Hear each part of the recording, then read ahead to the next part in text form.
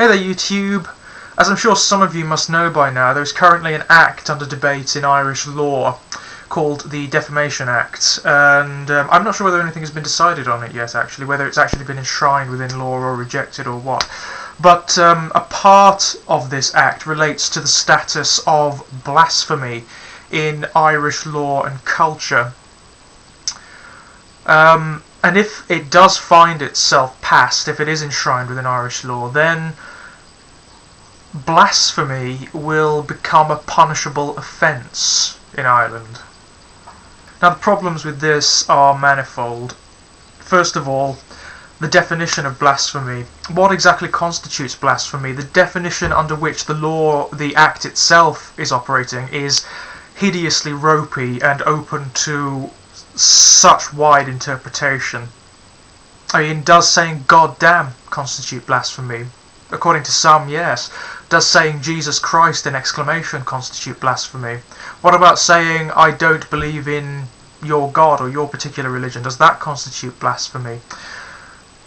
What about the proclamation of intellectual or philosophical ideas that do not conform to particular religious standards, or which might be tacitly critical of religious claims? Does that constitute blasphemy?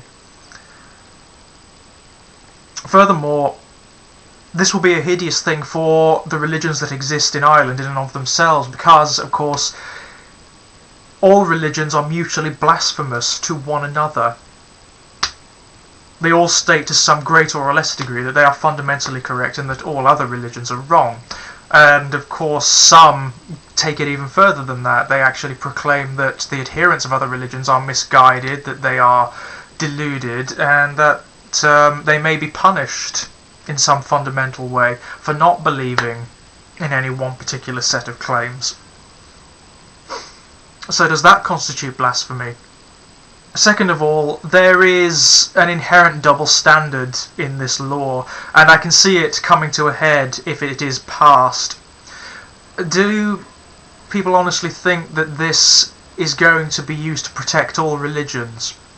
Is it going to be applied equally to all religious persuasions? I don't think it is. Let's say that a pagan or a Buddhist or a Muslim brought a case to the courts concerning blasphemy. I doubt very much it would be given the same credence as someone who is a member of one of the various Christian churches in Ireland who brought a similar case, simply because of the pervasiveness of particular Christian beliefs within Irish culture. So effectively what you would have, if this blasphemy law is passed, is a mechanism via which a particular theocratic status quo can be subtly imposed, because it will be lending legal power to one particular group, even though the law actually advertises itself as providing equal power and opportunity to all. It doesn't take into account the pervasiveness of particular belief systems. Or maybe it does, and that was its intention all along. Thirdly, the foundations of the law itself, the preconceptions upon which it's based, are philosophically redundant. It seems to derive from this notion that people should be protected from offence.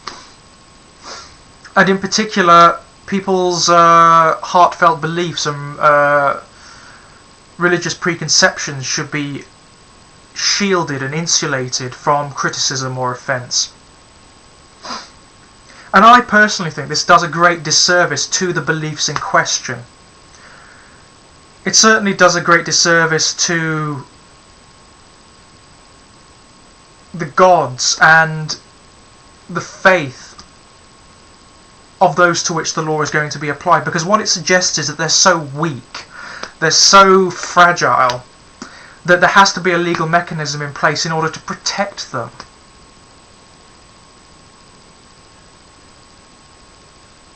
Whereas I would argue that if faith is strong enough, if it is what it purports itself to be, then it doesn't need that kind of mechanism. Besides which, this notion that people's heartfelt beliefs should be insulated from criticism and from offence is utterly redundant. What it suggests is the existence within an intellectual and philosophical vacuum where nothing can be challenged, nothing can nothing can change. But once again, there is a double standard even here, because this is not going to be universally applied. What I would ask is, why are people's religious perspectives specifically more important or given particular status when their philosophical beliefs or their intellectual beliefs are not? The apologist might say, well, a person's religious beliefs are more significant, that they are fundamental to a person's sense of self-definition. To which I would respond, the same can easily be true of someone's philosophical beliefs or intellectual perspectives. The same can be true of one's particular taste in literature or in music or whatever. I have profound intellectual and emotional connection to this book, for example. Reading this book altered my perspectives. It changed me, my personality, in some very fundamental way, and as such my connection to it is profound.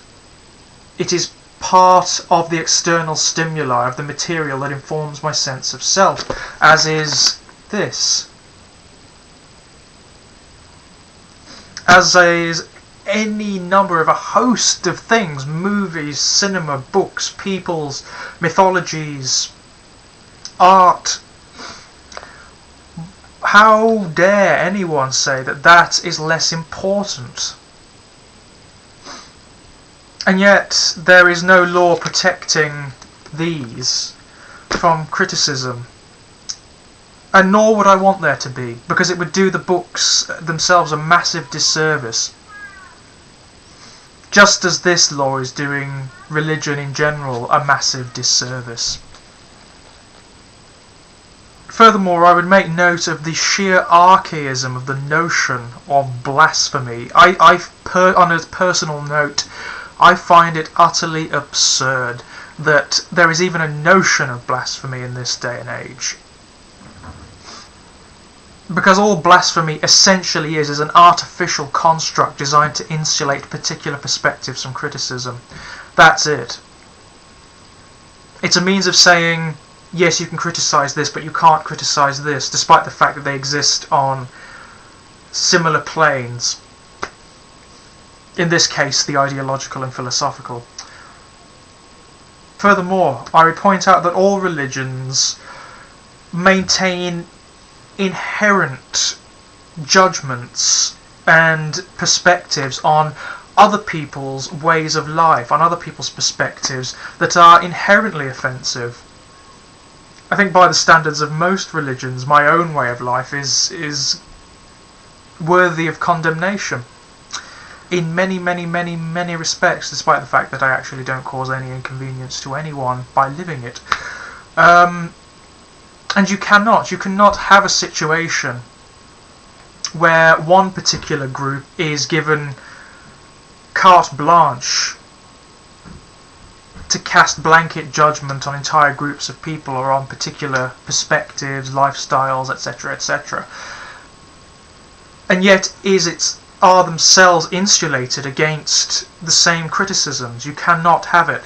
And it also says a great deal for the status of freedom of speech, i.e. that there is none. If this law is passed, then freedom of speech becomes redundant.